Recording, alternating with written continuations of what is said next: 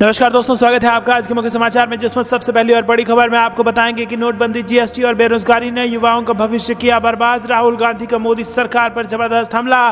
दूसरी खबर में जिक्र होगा कि बोकारो में कन्हैया कुमार ने पीएम मोदी पर साधा निशाना, कहा तुम मुझे चंदा दो, मैं तुम्हें धंधा दूंगा। तीसरी खबर में जिक्र होगा कि अखिलेश यादव ने किया बड़ा दावा, लोकसभा चुनाव में भाजपा की होगी हार। चौथी खबर में जिक्र होगा कि कांग्रेस ने दक्षिण में 120 सीटों के लिए बनवाया स्पेशल प्लान, सीएम रेड्डी ने किया इसको लेकर खुलासा। और इसी के साथ खबर में आगे आपको बताएंगे कि कांग्रेस न्याय संकल्प सम्मेलन में उमड़ा कार्यकर्ताओं का सैलाब, चर्चा में क्यों है खड़गे का बयान, आपको बताएंगे दोस्तों। इसी प्रकार की सभी खबरों की गहराई में आपको ले जाएंगे, लेकिन उससे पहले अगर आपको भी ऐसा लगता है कि नोटबंदी, जीएसटी और बेरोजगारी ने युवाओं का भविष्य बर्बाद कर दिया है तो वीडियो को कीजिए लाइक और चैनल को सब्सक्राइब करके बेल आइकन दबाइए और कमेंट में लिखिए जय हिंद। दोस्तों रुक करते हैं सबसे पहली और बड़ी खबर की तरफ। दोस्तों आपको बता दें कि नोटबंदी, जीएसटी और बेरोजगारी ने युवाओं का भविष्य बर्बाद कर दिया है। राहुल गांधी का मोदी सरकार पर जबरदस्त वार सामने आया। जी हां दोस्तों, कांग्रेस नेता राहुल गांधी ने रविवार को कहा कि उनकी पार्टी आदिवासी लोगों के जल जंगल जमीन और युवाओं के रोजगार के लिए खड़ी है। राहुल गांधी अपनी भारत जोड़ो न्याय यात्रा के दौरान झारखंड के धनबाद जिले में एक रोड शो को संबोधित कर रहे थे। धनबाद के टुंडी प्रखंड में शनिवार को रात्रि विश्राम के बाद यात्रा रविवार को झारखंड में तीसरे दिन धनबाद शहर के गोविंदपुर से फिर से शुरू हुई। राहुल गांधी ने कहा कि इस यात्रा का मुख्य उद्देश्य सार्वजनिक क्षेत्र के उपक्रमों को निजी पक्षों को बेचने से बचाना और देश के नौकर पेशा युवाओं और आदिवासियों के लिए न्याय सुनिश्चित करना है। उन्होंने कहा कि कांग्रेस पार्टी आदिवासी लोगों के जल जंगल जमीन के लिए खड़ी है और युवा की शिक्षा और रोजगार के लिए काम करती है। आर्थिक असंतुलन, नोटबंदी, जीएसटी और बेरोजगारी ने देश के युवाओं का भविष्य बर्बाद कर दिया है। कांग्रेस की झारखंड इकाई के उपाध्यक्ष ब्रजेंद्र प्रसाद सिंह ने कहा कि गोविंदपुर से शुरू हुई यात्रा सरायढेला, IIT, ISM गेट और इसी के साथ कई सारी प्रसिद्ध जगहों से गुजरी। रुक करते हैं अगली ब्रेकिंग न्यूज की तरफ। बोकारो में कन्हैया कुमार ने पीएम मोदी पर साधा निशाना, कहा तुम मुझे चंदा दो, मैं तुम्हें धंधा दूंगा। जी हां दोस्तों, आपको बता दें कि राहुल गांधी की भारत जोड़ो न्याय यात्रा रविवार को बोकारो पहुंच गई और यहां कांग्रेस पार्टी के युवा नेता कन्हैया कुमार ने प्रधानमंत्री और अडानी के संबंधों पर न केवल तंज कसा बल्कि पीएम मोदी पर निशाना भी साधा। साथ ही राहुल गांधी के 5 न्याय की भी बात की। कहा कि भारत जोड़ो न्याय यात्रा पिछले साल के भारत जोड़ो यात्रा का ही एक्सटेंशन है। उन्होंने इसके उद्देश्य के बारे में भी बताया। दोस्तों आपको बता दें कि बोकारो के जायका हैपनिंग्स में प्रेस कॉन्फ्रेंस को संबोधित करते हुए कन्हैया कुमार ने कहा कि राहुल गांधी जहां भी जा रहे हैं वहां के स्थानीय मुद्दों की बात करते हैं, गरीब किसान, दलितों, महिलाओं के अधिकार की बात करते हैं। उन्होंने कहा कि वर्तमान केंद्र सरकार सबके अधिकारों को छीन रही है।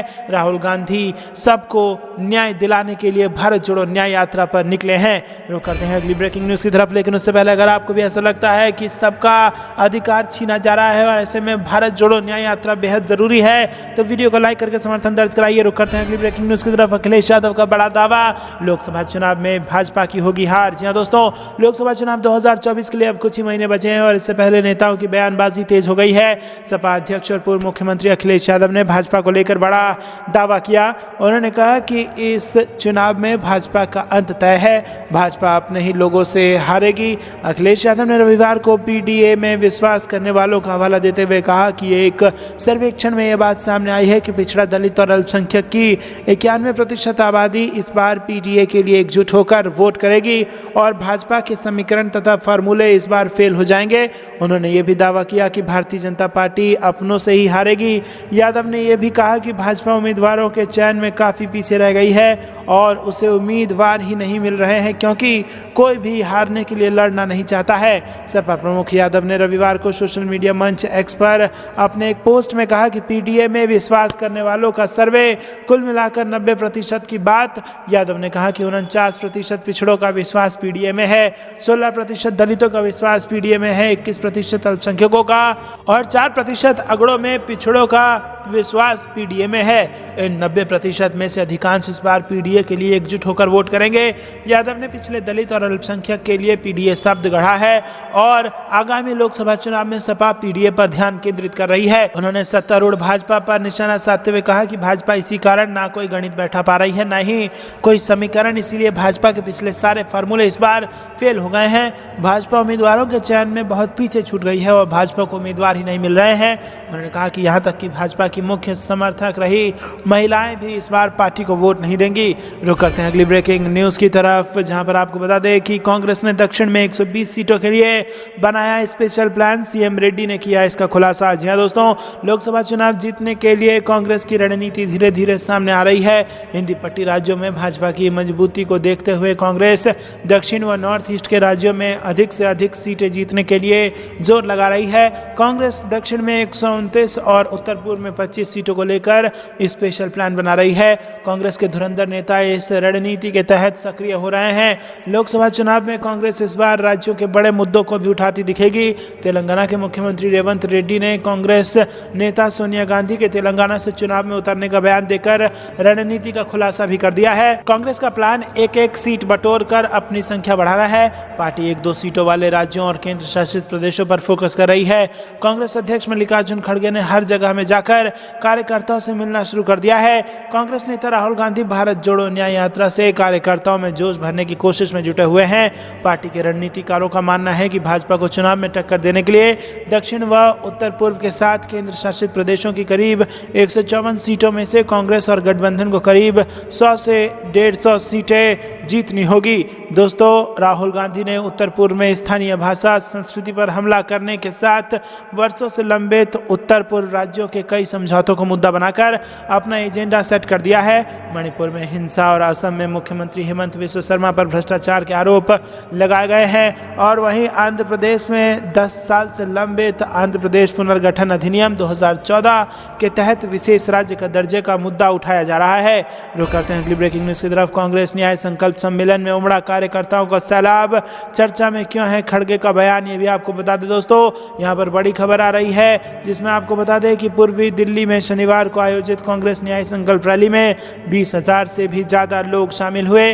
और इस दौरान कांग्रेस अध्यक्ष मल्लिकार्जुन खड़गे ने मोदी सरकार पर जमकर हमला बोला है। उन्होंने कहा है कि आगामी लोकसभा चुनाव में इंडिया गठबंधन सभी 7 सीटों पर जीत हासिल करेगी। मल्लिकार्जुन खड़गे ने प्रधानमंत्री नरेंद्र मोदी पर जोरदार प्रहार करते हुए कहा कि कांग्रेस जहां संविधान बचाने एवं भाईचारा स्थापित करने के लिए लड़ाई लड़ रही है, मोदी सरकार संविधान एवं लोकतंत्र को खत्म करने पर उतारू है। और उन्होंने इस विशाल रैली में मौजूद हजारों कार्यकर्ताओं का आह्वान करते हुए कहा कि मोदी सरकार के इस अत्याचार के खिलाफ सड़कों पर आना होगा। यदि आज देश की आम जनता और कांग्रेस इस लड़ाई को हार गई तो मोदी सबको गुलाम बना लेंगे।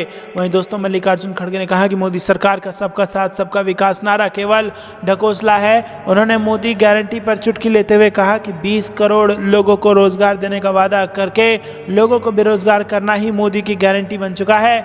उन्होंने आंकड़ों का हवाला देते हुए कहा कि आज 30 लाख पद खाली पड़े हैं। सरकार जुमले छोड़ने और झूठ बोलने में व्यस्त है। खड़गे ने दिल्ली महानगर में एनसीआरबी सर्वे की चर्चा करते हुए कहा कि यहाँ प्रतिदिन 3 बलात्कार होना राजधानी के हालात की वास्तविकता को दर्शाता है। रुक करते हैं अगली ब्रेकिंग न्यूज़ की तरफ। नीतीश कुमार ने फिर बिगाड़ा बीजेपी का खेल, बिहार की राजनीति में फिर आया नया मोड़। जी हाँ दोस्तों, आपको बता दें कि बिहार की राजनीति में हर दिन एक नया मोड़ आता जा रहा है। बीते दिन हुए मंत्रिमंडल विस्तार के बाद फिर बिहार की राजनीति ने सबको चौंका दिया है। 24 साल के कार्यकाल में 9वीं बार बने मुख्यमंत्री ने बीते दिन अपने मंत्रिमंडल का विस्तार कर अपने पास गृह विभाग रख लिया है और वित्त विभाग बीजेपी की झोली में डाल दिया है। अधिसूचना के अनुसार गृह के अलावा कुमार ने कैबिनेट सचिवालय, चुनाव, सतर्कता, सामान्य प्रशासन जैसे मुद्दे प्रमुख विभाग भी अपने पास रखा है और साथ ही किसी और को आवंटित नहीं किए गए अन्य सभी विभाग मुख्यमंत्री के पास रहेंगे। अध्यक्ष एवं उप मुख्यमंत्री सम्राट चौधरी को वित्त विभाग का प्रभार सौंपा गया है और भाजपा ने जब भी जनता दल के अध्यक्ष नीतीश से सत्ता साझा की है तो उसे हमेशा वित्त विभाग मिला है। रुक करते हैं अगली ब्रेकिंग न्यूज़ की तरफ। चंडीगढ़ मेयर चुनाव कैंसिल होगा, सीएम मान बोले, सुप्रीम कोर्ट के आदेश से हम लड़ाई जीतेंगे। केजरीवाल ने कहा बीजेपी के पाप का घड़ा फुल हो चुका है। जी हाँ दोस्तों, चंडीगढ़ मेयर चुनाव को लेकर विवाद लगातार जारी है। आम आदमी पार्टी और कांग्रेस का आरोप है कि मेयर चुनाव में बीजेपी ने सरेआम धक्केशाही की और पीठासीन अधिकारी से गड़बड़ी कराकर चुनाव जीत लिया। मेयर चुनाव में गड़बड़ी का ये मामला जहां एक तरफ हाईकोर्ट के बाद सुप्रीम कोर्ट पहुंच चुका है तो वहीं दूसरी तरफ आम आदमी पार्टी ने दिल्ली में बड़े स्तर पर विरोध प्रदर्शन किया। आम आदमी पार्टी के सैकड़ों नेता, कार्यकर्ता और समर्थक बीजेपी मुख्यालय को घेरने के लिए निकले हुए थे। प्रदर्शन में सीएम अरविंद केजरीवाल और पंजाब सीएम भगवंत मान के अलावा आम आदमी पार्टी के कई बड़े नेता भी मौजूद रहे। दिल्ली प्रदर्शन में सीएम भगवंत मान ने कहा कि अगर परमात्मा ने सब कुछ ठीक रखा तो हम हम सुप्रीम कोर्ट में चंडीगढ़ मेयर चुनाव की लड़ाई को जीतेंगे। सुप्रीम कोर्ट के आदेश से 30 जनवरी को हुआ चंडीगढ़ मेयर चुनाव कैंसिल होगा और दोबारा चुनाव कराया जाएगा और इसके बाद चंडीगढ़ की सत्ता भी आम आदमी पार्टी के पास आएगी। मालूम रहे कि पहले पंजाब हरियाणा हाईकोर्ट में चुनाव के संबंध में याचिका लगाई गई थी, लेकिन हाईकोर्ट ने कोई फैसला नहीं दिया और 3 हफ्ते के बाद अगली सुनवाई रखी, जिसके बाद सुप्रीम कोर्ट का रुख किया गया।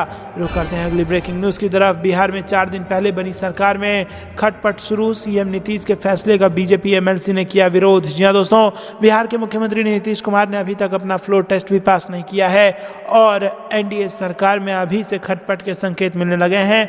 नियोजित शिक्षकों के लिए सक्षमता परीक्षा को लेकर बीजेपी एमएलसी जीवन कुमार ने मुख्यमंत्री के इस फैसले का विरोध किया है और सरकार से इस पर फिर से विचार करने को अपील की है। जीवन कुमार ने कहा है कि नियोजित शिक्षकों के लिए सक्षमता परीक्षा में 3 बार के बाद हटाए जाने का प्रावधान गलत है। सरकार को इस पर विचार करना चाहिए। हमारे सभी शिक्षक योग्य हैं। बीजेपी एमएलसी ने कहा कि हमारे द्वारा किए गए आंदोलन के बाद ही मुख्यमंत्री नीतीश कुमार ने शिक्षक बहाली का फैसला लिया और नियोजित शिक्षकों को राज्यकर्मी देने का फैसला लिया है। हमारा आगे भी प्रयास रहेगा कि मुख्यमंत्री से बात कर उनकी समस्याओं का समाधान निकाला जाए। उन्होंने इसके लिए सीएम नीतीश कुमार को एक पत्र लिखा है। उन्होंने लिखा कि गुणवत्ता शिक्षा जरूरी है, लेकिन इस तरीके के फैसले पर भी विचार होना चाहिए। बता दें कि बिहार में नियोजित शिक्षकों को विशिष्ट शिक्षक के तौर पर नियुक्ति के लिए होने वाली परीक्षा के लिए आवेदन प्रक्रिया चल रही है।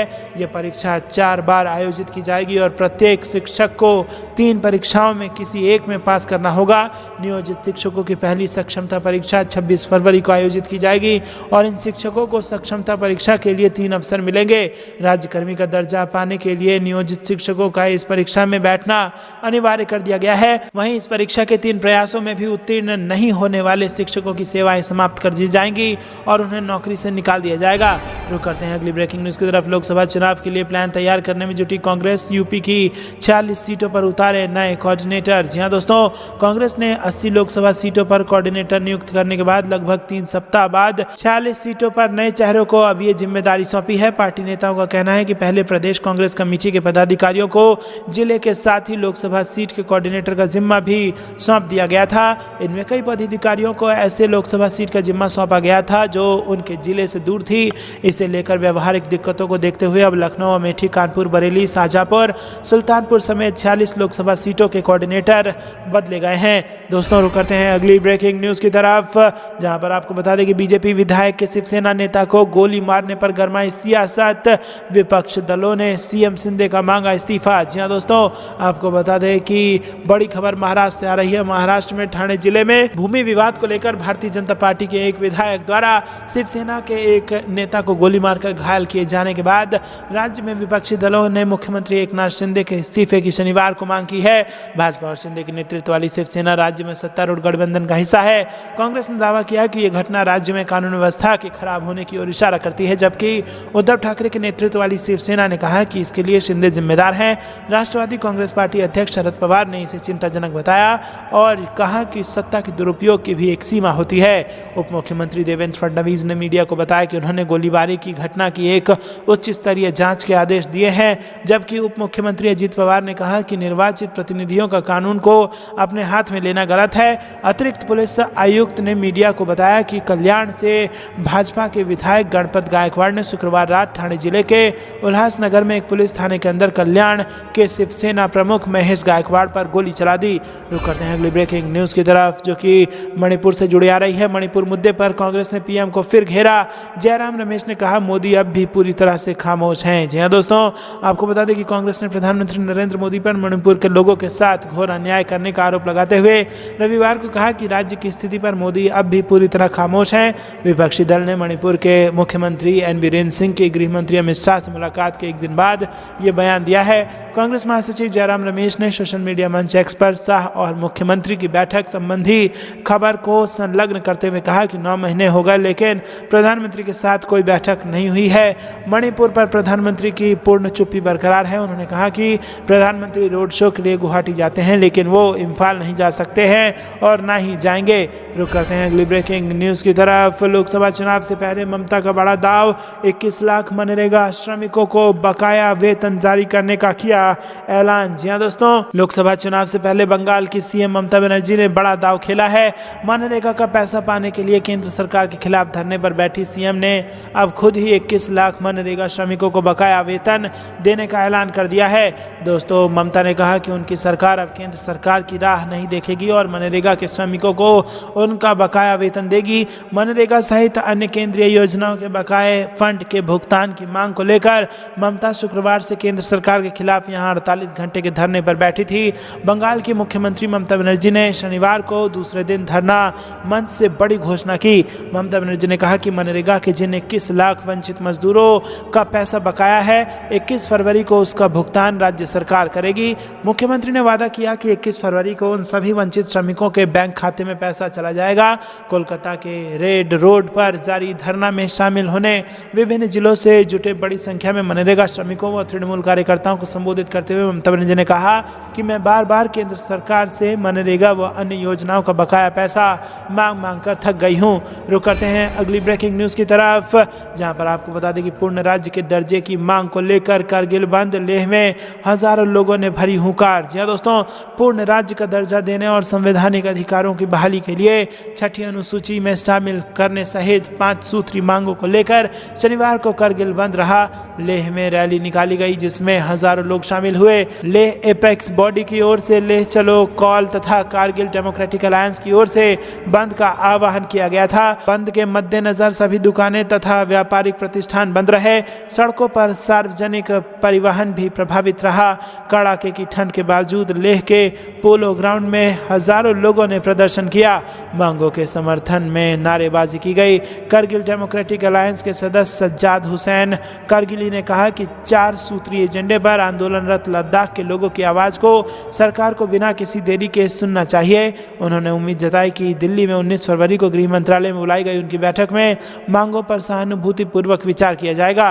रुक करते हैं अगली ब्रेकिंग न्यूज़ की तरफ। राष्ट्रपति बनाकर भी किया जा सकता था सम्मान, लाल कृष्ण आडवाणी को भारत रत्न देने पर संजय राउत ने बीजेपी को घेरा। जी हां दोस्तों, भाजपा के वरिष्ठ नेता लाल कृष्ण आडवाणी को भारत रत्न देने की घोषणा पर शिवसेना सांसद संजय राउत ने सरकार पर कई सवाल उठाए हैं। संजय राउत ने कहा कि प्रधानमंत्री या राष्ट्रपति बनाने का जिनका अधिकार और हक था, उन्हें तो ऐसी जगह कर दिया गया जहां सब उन्हें भूल गए हैं। भाजपा भी उन्हें भूल गई है।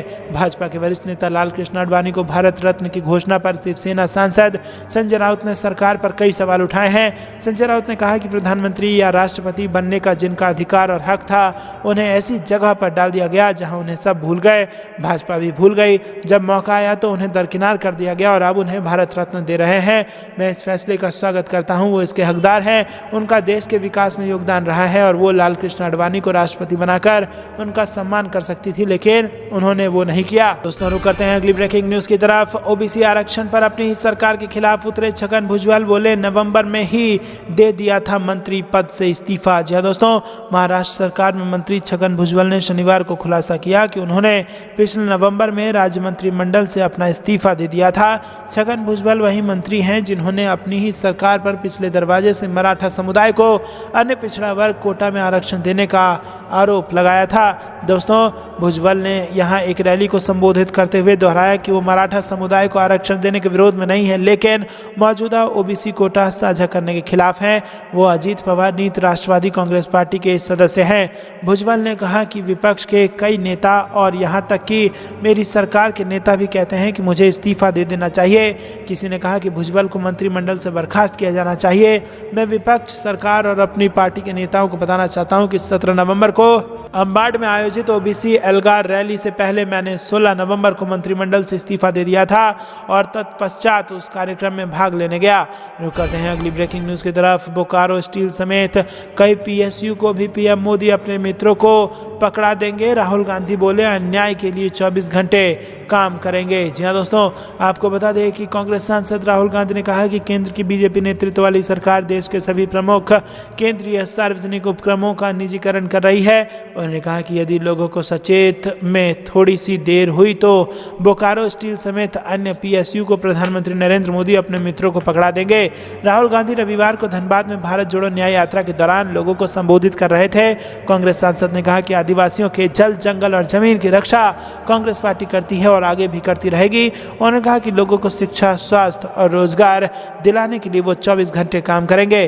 कांग्रेस सांसद राहुल गांधी ने कहा कि जिन PSU में आदिवासियों को रोजगार मिलना चाहिए था उसे बंद कर दिया जा रहा है, युवाओं को रोजगार से वंचित किया जा रहा है। इस आर्थिक अन्याय के खिलाफ पिछले साल उन्होंने कन्याकुमारी से कश्मीर तक भारत जोड़ो यात्रा और इस यात्रा के माध्यम से देश को जोड़ने का प्रयास किया। दोस्तों रुक करते हैं अगली खबर की तरफ। नियोजित शिक्षकों की सक्षमता परीक्षा के खिलाफ शिक्षक संघ ने खोला मोर्चा, जाएंगे हाईकोर्ट। जी हाँ दोस्तों, नियोजित शिक्षकों को राज्यकर्मी बनाने के लिए बिहार बोर्ड की तरफ से सक्षमता परीक्षा ली जाएगी। परीक्षा में सफल होने पर नियोजित शिक्षकों को राज्यकर्मी का दर्जा मिलेगा, परमानेंट नौकरी हो जाएगी। जो नियोजित शिक्षक सक्षमता परीक्षा में पास नहीं होंगे उनकी नौकरी चली जाएगी। अब इसको लेकर नियोजित शिक्षकों में नाराजगी है। सक्षमता परीक्षा के लिए बिहार विद्यालय परीक्षा समिति को जिम्मेदारी सौंपी गई है।